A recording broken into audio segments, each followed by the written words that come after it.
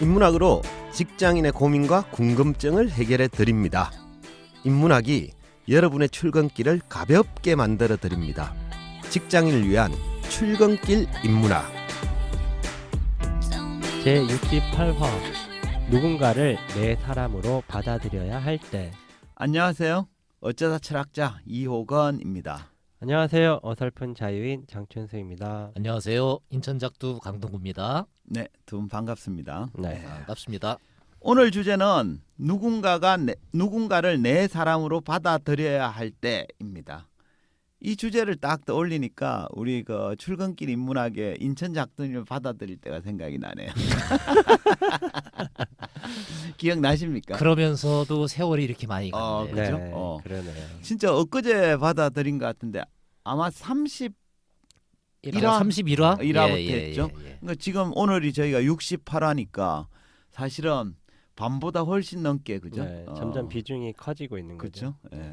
이게 역시 묻어가는 게 인생 예. 최고의 방법 그렇죠? 아닌가? 예. 근데 그때 우리 방송으로 받아들여야 했었나 이런 생각이 좀 들긴 합니다만 어쨌든 유사한 주제죠. 후회하고 그죠? 있군요.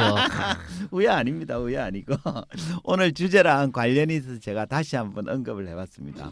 오늘 주제는 누군가를 내 사람으로 받아들여야 할 때인데요. 두 분은 살면서 누군가를 내 사람으로 받아들여야 할 때가 있었나요? 내 사람으로 받아들이는 것보다 네. 누구 사람한테 묻어가는 걸 더 좋아했지요, 묻어다. 제가. 아, 그러네요. 그렇죠. 그 묻어가는 거를 가장 잘했던 게 네. 결혼이죠. 아, 결혼. 지금 하나의죠. 그래서 그 집에 부인께서는 그 선택을 잘했다라고. 후회하죠. 저만 저만 잘한 선택이고. 네. 그렇죠. 주로 이제 우리가 결혼할 때 그죠? 누군가를 받아들이죠. 자유인님은 네, 그런 저도 게- 뭐 결혼도 했고 또 뭐 직장 생활하면서 후배도 있어봤고 예, 뭐 그쵸. 이런저런 예, 그런 상황들은 굉장히 많이 있었죠. 예. 제가 이 사적인 얘기인데 옛날에 직장을 다니다가 직장이 싫어가지고 사표를 과감히 내던졌어. 그랬더니 후배하는 친구가 자기도 따라가겠다는 거예요. 난 혼자 나갈 건데. 그래서 어쨌든 그때 같이 따라 나왔죠. 그래서 내 인생이 달라졌어요. 혼자 나왔으면 훨씬 잘 됐을 텐데. 아이고. 그래 우리가 이제 사실은 뭐 결혼도 그렇고 후배도 그렇고 하다못해 우리 집에 반려견을 한 마리 들여도 그죠? 뭐 생활이 달라지죠, 그죠? 그래서 이런 주제를 한번 잡아봤어요. 누군가를 자기 사람으로 받아들여야 할 때 어떻게 하는 게 좋을지 또 어떤 생각을 가져야 할지 뭐 이런 얘기를 좀 할까 합니다. 네. 살다 보면 뭐 우리 다 경험했겠지만 앞서도 얘기했듯이 살면서 누군가를 받아들이기로 결심을 할 때가 있습니다, 그렇죠? 뭐 이건 뭐 누구나 한 번 이상 다 경험하는 일이죠.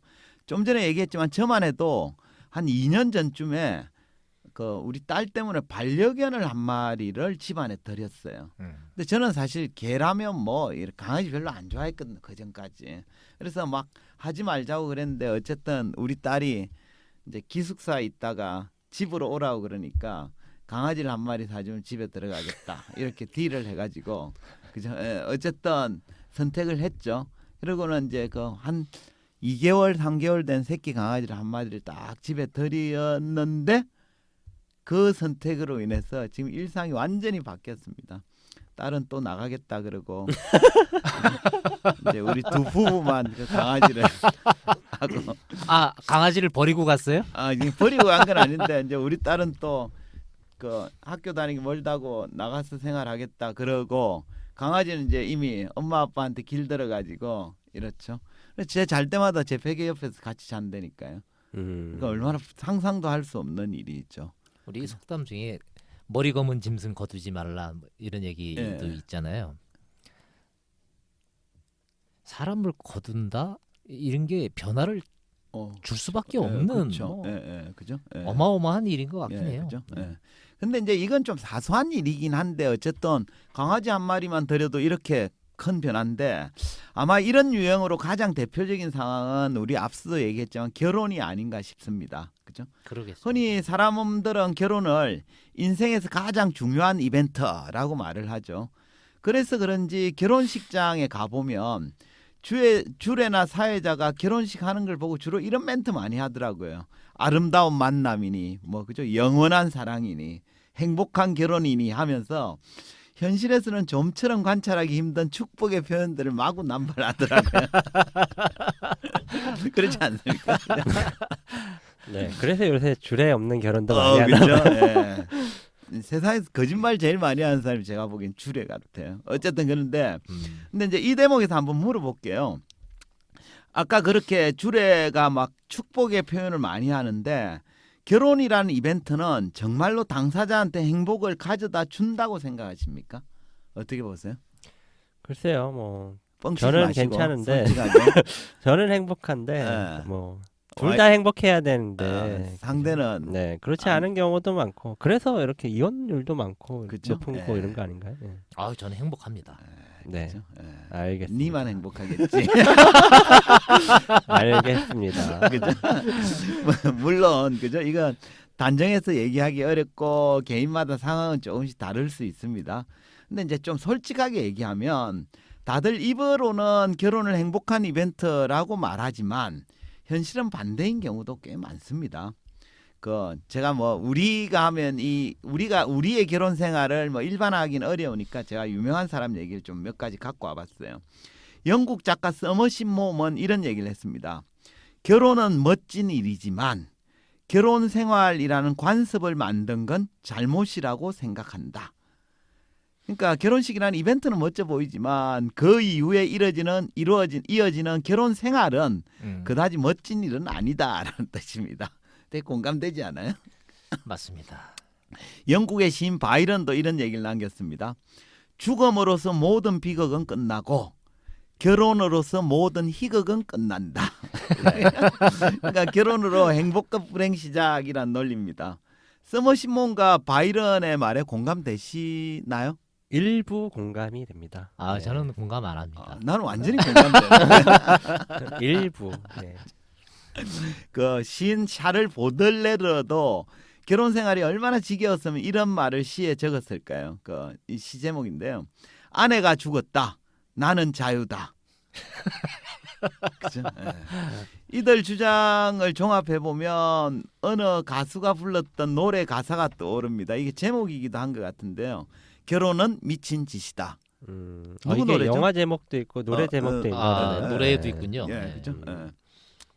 이것 말고도 결혼이 생각보다 행복한 이벤트가 아니라는 주장은 진짜 넘쳐납니다. 근데도 불구하고 사람들은 왜 이렇게 위험천만한 결혼을 굳이 하려는 것일까? 왜 하죠 결혼을? 일단 그죠? 보통은 좀 보통 이제 뻥치지 말고 솔직하게 네. 왜 하는 거예요 결혼은? 정신 못 차리고 결혼해도 행복할 줄 알고 그죠? 잘 살 줄 알고 그죠? 주로 이제 사람들이 이래 많이 하는 얘기가 뭐 사랑하기 때문에 이런 얘기 많이 하잖아요, 그죠? 근데 이제 사랑하기 때문에 결혼한다. 흔히 사람들이 많이 하는 이야기긴 하지만 굉장히 진부한 표현이죠, 그죠? 그 사람들이 왜 결혼을 할까? 이 물음에 대해서는 여러 학설이 있는데요. 가장 대표적인 게 결핍설이에요. 그러니까 구약에서는 하나님이 아담의 갈비뼈로 이불을 만들었다고 하잖아요, 그죠? 그 결과 잃어버린 나의 반쪽을 찾기 위해 결혼을 한다라는 게 이 학설입니다. 결국 나의 결핍을 채우기 위한 욕구 때문에 내가 가지지 못한 것을 가진 이성에게 끌리게 되고 그 결과 그 사람과 결혼까지 한다는 거예요. 근데 이처럼 결핍 때문에 잃어버린 나의 반쪽을 찾아서 결혼을 하는 사람들은 행복한 결혼 생활을 영위할 수 있을까요? 어떻게 보십니까? 좋은 면도 있고 안 좋은 면도 있을 텐데 네. 뭐 생리적인 그런 욕구 이런 것들 때문에 뭔가 부족한 부분을 이렇게 채워줄 수도 있겠지만 네. 대개의 경우엔 그거는 금방 또 이렇게 그쵸? 익숙해지고 예, 그런 것 그쵸? 같아요. 그 결핍설이 갖고 있는 근원적인 맹점이 있습니다. 뭐냐 이러면 내가 가진 결핍 때문에 그걸 채워준 상대를 원했고 결혼까지 했다면 그 다음부터는 부족한 부분이 없어지게 되잖아요, 그죠? 그 결과 이제 결혼을 하고 나면 이제 더 이상 상대에 대한 필요성도 욕망도 사라지기 때문에 사랑의 감정을 지속하기도 어렵습니다.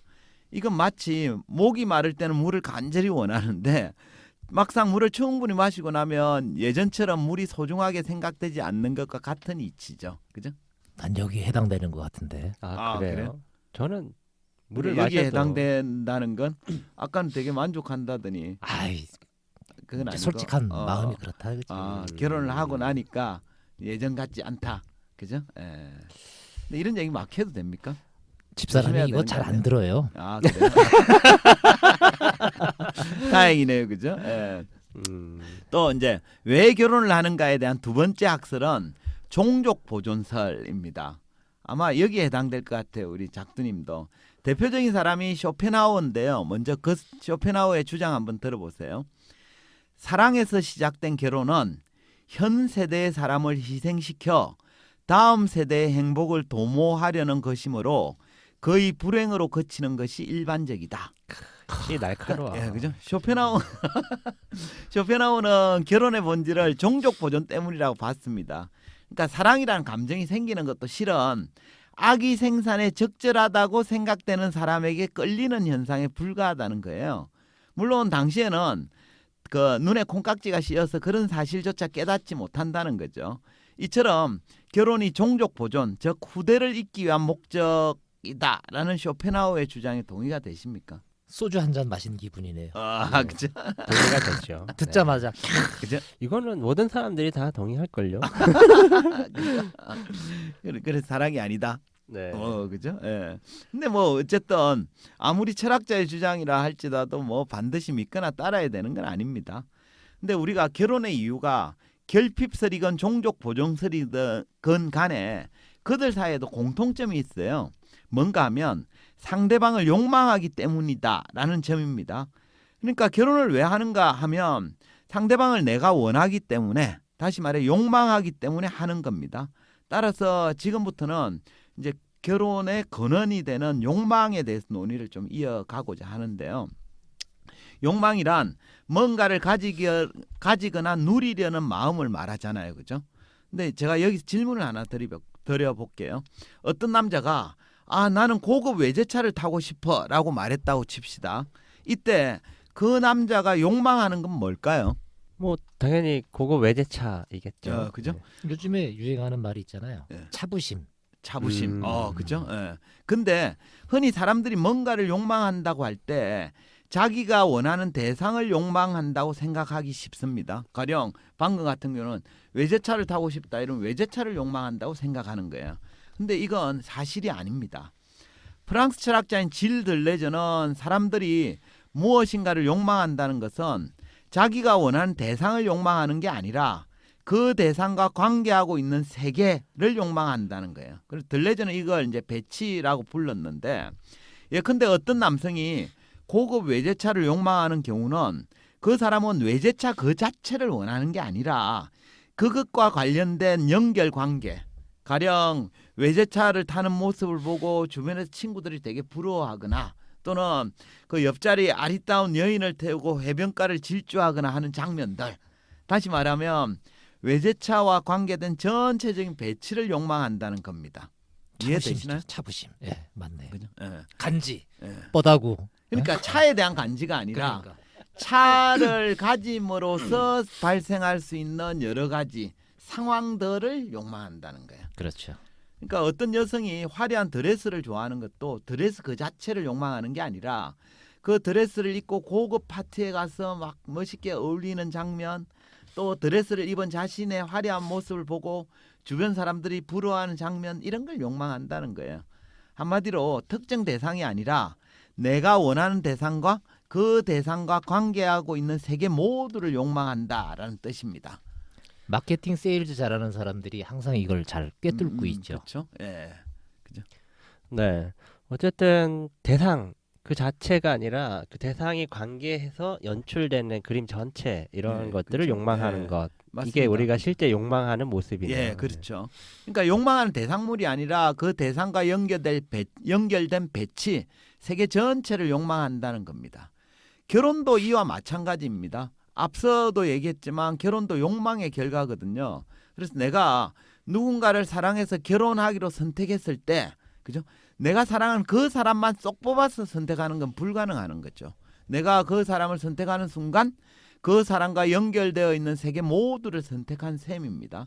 그러니까 그 사람의 부모, 가족, 친구를 동시에 선택한 거고, 더 나아가서 그 사람의 직업과 취미와 습관과 심지어는 그 사람의 꿈까지 함께 선택했다는 거예요. 한마디로 그 사람의 현재만이 아니라 과거와 미래 모두를, 그러니까 그 사람의 세계 전체를 선택한 거죠. 그죠? 그러니까요. 지금까지 말씀하신 모든 거에 대한 아무런 지식도 없는 상태에서 결혼하기로 결정을 하니 그러니까 그냥 현재만 보고 결혼을 하잖아요. 네. 그죠? 오직 그냥 딱 상대만 보고 어. 괜찮을 것 같은데 뭐 이런 생각을 그쵸? 하니까. 근데 그래서- 그건 불가능하다 이 그쵸? 얘기잖아요. 그죠? 네, 불가능하고 단견이죠. 그죠? 짧은 생각이죠. 우리나라 시인 중에 정현종이란 시인이 있는데 이분이 쓴 시 중에 방문객이라는 시가 있는데요. 요 시가 방금 말한 들레저의 철학을 잘 표현한 것 같아서 제가 좀 소개를 드릴까 합니다. 한번 들어보세요. 사람이 온다는 건 실은 어마어마한 일이다. 그는 그의 과거와 현재와 그리고 그의 미래와 함께 오기 때문이다. 한 사람의 일생이 오기 때문이다. 느낌 오시죠, 그죠? 네. 시는 한 사람이 내게 온다는 것을 어마어마한 사건으로 표현합니다. 왜냐 그러면 그 사람의 과거와 현재와 미래가 함께 오기 때문이죠. 한 사람의 일생이 오기 때문입니다. 그러니까 이거 들레저가 말한 세계 전체가 오기 때문입니다. 그죠? 그러니까요. 작두님이 오신 것도 사실 어마어마한 사건이죠. 사건인데. 그죠? 네. 저는 예전에 누군가가 저한테 한 손으로 술을 따라도 되는 분이 네. 굳이 이렇게 예를 갖춰서 저한테 자꾸 따르시길래 네. 편하게 하셔라 이랬더니 그분이 이 시를 이야기하시는 거예요. 아, 예. 그래서 그 이후에 저도 한 손으로 따라도 될 사람한테 그러지 않아야겠다라는 이런 걸 예. 술자리에서 한번 얻었는데 그렇죠. 오늘 이 시를 들으니까 정말 그때 그쵸? 기억이 아주 네. 새록새록해요. 그러니까 들레저는 내가 뭔가를 욕망하여 선택하는 순간 나와 그 사람의 세계가 이전과는 달라진다고 말합니다. 가령 결혼을 하면 그 선택으로 인해서 상대와 나의 세계가 서로 다 달라지는 거예요. 상대의 세계에 내가 들어감으로써 그 사람이 속한 배치가 달라지죠. 또 나도 상대를 나의 세계에 받아들임으로써 이전과는 다른 배치가 되는 거죠. 결국 결혼이란 두 사람이 이전과는 전혀 다른 세계를 살아간다라는 걸 의미합니다. 정현종 시인의 표현을 빌리면 한 사람의 일생이 온다라고 말할 정도로 실로 어마어마한 사건인 거죠. 예. 네, 이렇게 어마어마한 사건인 결혼을 그죠? 저뿐만 아니라 너무 좀 생각 없이 결정하는 사람들이 여전히 많기도 그쵸? 한 것 같아요. 예. 네. 물릴 수 있으면 좋을 텐데 안 돼서 안타깝습니다. 그래서 이처럼 우리가 뭔가를 욕망한다는 건 매우 중대한 사건입니다. 내가 욕망하는 걸 손에 넣는 순간, 가령 내가 원하는 고급 외제차를 사는 순간 나의 세계는 이전과는 전혀 달라지거든요. 그 외제차로 인해서 이전과는 전혀 다른 연결과 배치 속에 살기 때문입니다. 그러니까 우리가 사물보다는 사람을 욕망하고 선택하는 게 더 중요합니다. 그리고 특히 누군가를 뭐 배우자로 맞이하겠다라는 선택은 나와 상대의 세계 전체가 바뀌는 실로 어마어마한 사건이거든요.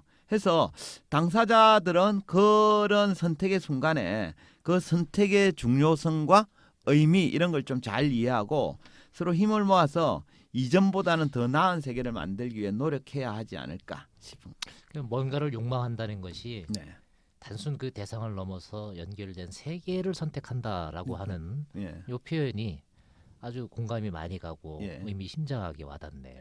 흔히 이제 사람들이 무언가를 욕망한다 이렇게 얘기할 때 보통은 이제 그 대상이 갖고 있는 좋은 점만 쏙 빼서 이렇게 그렇죠. 선택한다라고 생각하는 경우가 많은데 그런 일 자체가 애초에 좀 불가능하다 이런 얘기인 것 같아요. 그렇죠. 요즘 이제 뭐 강아지가 좋아서 너무 귀엽고 이렇게 해서 그냥 순간 이렇게 반려견을 들였다가 마음에 들지 않거나 또 못하겠어 뭐 이렇게 불편한 게 많아 뭐 이런 것 때문에 길거리에 몰래 버리는 경우도 굉장히 많은 것 그렇죠. 같은데 요즘 유기견 진짜 네. 많아졌어요. 이런 사람들은 좀 신중하게 생각해야 되는 거 아닌가 이런 생각도 들고 우리 철학자님도 딸이 떠나더라도 제가 반려견의 아름다운 인생을 함께 하시기를 좀 이미 이렇게, 세상이 바뀌었어. 바뀐 세상에 적응하고 있습니다. 네. 또 그런 걱정도 드네요. 뭔가를 욕망한다는 걸 이렇게 함부로 해서도 안 되겠다. 특히 사람에 대해서는 그렇죠. 이런 생각도 네, 듭니다. 네. 맞습니다. 네, 좋습니다. 그럼 마무리하죠 뭐. 그 한 줄 평 또는 만평 그죠? 예, 작두님. 욕망에 기반한 선택은 대가를 치러야 될 것이 있다는 걸 명심했으면 좋겠다. 좋습니다. 예, 오늘 이 얘기를 들으니까 예, 그 생각이 예. 많이 드네요. 네. 자유인님. 네, 저도 비슷한데요. 네. 이렇게 하겠습니다. 당신의 욕망은 결코 가볍지 않다. 좋습니다. 예. 굉장히 갑자기. 시적이야. 그렇죠. 예. 우리 이것만 모아 가지고 그죠? 한 줄 평만 모아 가지고 뭐 이렇게 에세이집 같은 걸 아니 내도 자유인님 것만 모아봐야지. 예. 내 거는 의미가 없어. 제가 좀 각색을 해드리죠. 구려. 좋습니다. 오늘은 누군가를 내 사람으로 받아들여야 할 때라는 주제로 이야기했습니다. 우리가 누군가를 욕망하여 받아들일 경우 욕망하는 대상만 쏙 빼서 선택하는 일은 불가능합니다. 그 선택은 내가 선택한 대상과 연결된 배치, 세계 전체를 받아들이는 결단이기 때문입니다. 가령 내가 누군가를 사랑해서 결혼하기로 선택했을 때 내가 사랑하는 그녀만, 그 남자만 선택하는 건 불가능합니다. 그 사람을 선택하는 순간 그 사람과 연결되어 있는 세계 모두를 선택한 셈입니다. 따라서 누군가를 받아들인다는 것은 정현종 시인의 주장처럼 실로 어마어마한 사건입니다. 해서 누군가를 내 사람으로 받아들여야 할 순간이 온다면 그 선택의 중대성과 의미를 잘 이해하고 신중하게 선택해야 하겠습니다. 이것으로 직장인을 위한 출근길 인문학 제68화를 마치도록 하겠습니다. 저희는 다음 시간에 다시 찾아뵙도록 하겠습니다. 예, 감사합니다. 감사합니다. 감사합니다.